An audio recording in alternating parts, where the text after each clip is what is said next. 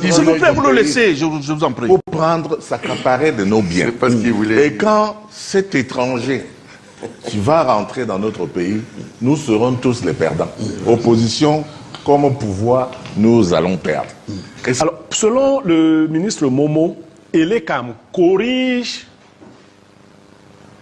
les PV, tandis que les partis d'opposition ont les brouillons.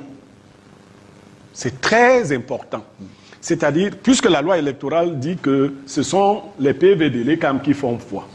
Elekam, donc, il a décrit, tout le monde a suivi, c'est-à-dire, il y a un examen, et il a cru qu'effectivement, Elekam était comme le professeur qui rentrait avec les copies. C'est là que l'analyse du RDPC se révèle. Non, monsieur le ministre, Elekam n'est pas le professeur qui rentre avec les copies. Les copies sont corrigées sur place. Les élèves et étudiants sont au courant des notes. C'est ce que dit la loi, sur place. Il n'est donc pas possible que le professeur étant parti de là avec les copies, qu'il considère qu'il a le droit d'aller corriger.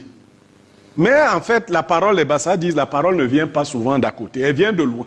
C'est-à-dire que dans un acte manqué, vous pouvez dire, c'est-à-dire Elekam se retire et s'en va donc corriger. Et c'est là le socle du problème. Quand Elekam revient avec les PV qu'il a corrigés, les gens qui avaient donc écouté les premières notes ne se reconnaissent plus dans la correction. Première chose. Deuxième chose. Deuxième chose,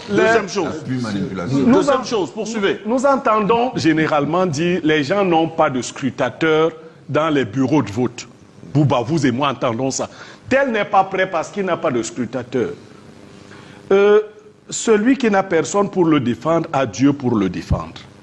C'est-à-dire que les partis qui n'ont pas de scrutateur ont Elekam. Et on ne devrait pas, parce que quand vous écoutez un membre du parti au pouvoir parler, il paraît que Elekam est acquis à leur cause. Si on a un juste juge qui est dans la salle, on ne devrait pas craindre de n'avoir pas eu de scrutateur. Et d'où vient-il que les gens pensent que Elekam doit confisquer? Parce qu'on parle de tout un marchandage. Elekam donc devient le bras séculier du parti au pouvoir qui refuse à ceux qui n'ont pas pu être présents dans les bureaux de vote, les PV. Elekam devrait les rendre disponibles à tout le monde. Public. Il ne le fait pas. Et il jette donc du discrédit sur sa technique qui consiste à les ramener afin de les ressortir dans une commission de recensement déjà parfait. C'est ça le problème. Si le processus où est représenté tout le monde, n'est-ce pas? Non, malheureusement, une fois que le professeur, moi j'ai enseigné, si le professeur rentre avec des copies non anonymées, il va à la maison, il revient avec les mêmes copies, on les refuse. C'est le principe des enseignants. Il est là.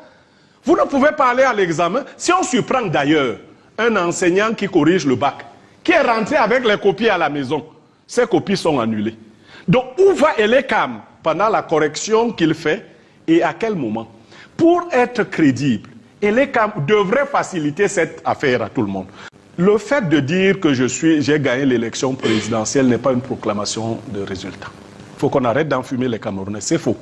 Un candidat a dit j'étais troisième. Il n'a pas été attaqué. Il a donné son rang. Il reste au deuxième de dire je suis deuxième.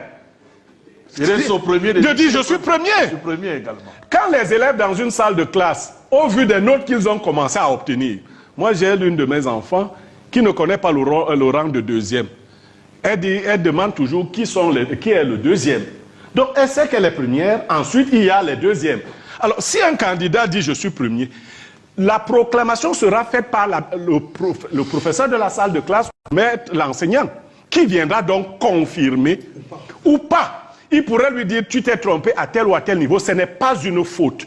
Et dans toutes les autres démocraties que nous observons, le Cameroun est le seul qui réussit à empêcher aux gens, sur 15 jours, de donner des tendances. Sauf quand vous donnez des tendances qui disent que le roi a encore gagné. D'ailleurs, vous voyez des chiffres qui circulent, hein, qui ont été rendus publics. Et là, les gens qui ont rendu ces chiffres publics, je ne sais pas sur quelle base ils se sont fondés, mais eux, ils ne sont inquiétés de rien. Comment ont-ils pu, à ce moment-ci, avoir le courage de rendre? C'est parce que la loi n'interdit pas de rendre les chiffres publique. Allez, petite précision. Monsieur Issa Tirouma Bakari, dont je loue le patriotisme, n'était pas candidat. Il n'était pas candidat. Tulé était candidat, vous le savez, vous avez vu mon dossier. Qui a été rejeté. C'est un autre débat qui a été rejeté. Et je me retrouverai sans mon nom dans les listes électorales, je ne sais pas pourquoi, alors que j'étais candidat à la mairie de Yaoundé 6, j'étais candidat aux élections présidentielles et il n'y avait pas mon nom parmi les votants.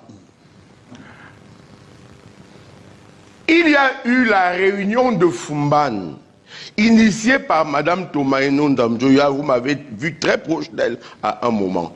Il ne s'agissait ni d'elle ni de personne. Pour le changement, nous regardions le plus disant d'entre nous. En ce moment, le plus disant, c'était le président Kamto.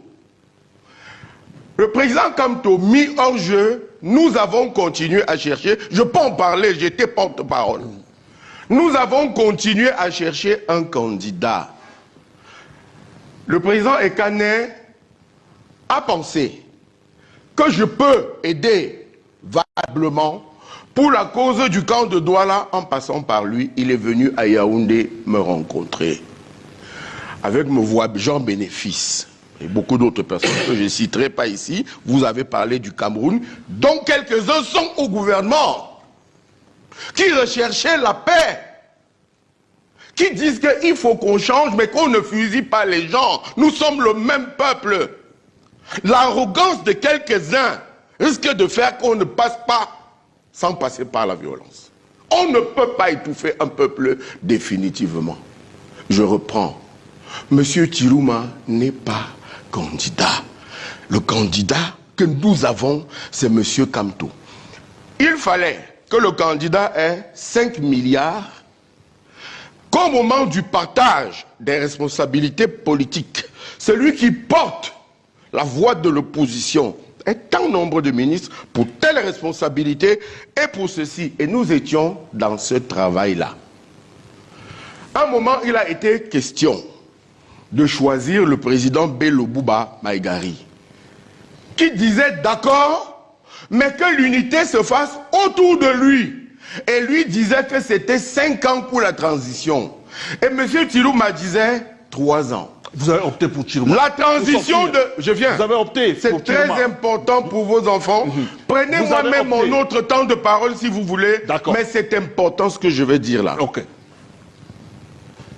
À la fin des négociations, le président Soukounjou, vous savez pourquoi je dis président, a reçu tout le monde et a dit allez vous entendre et je bénirai celui que vous amènerez ici.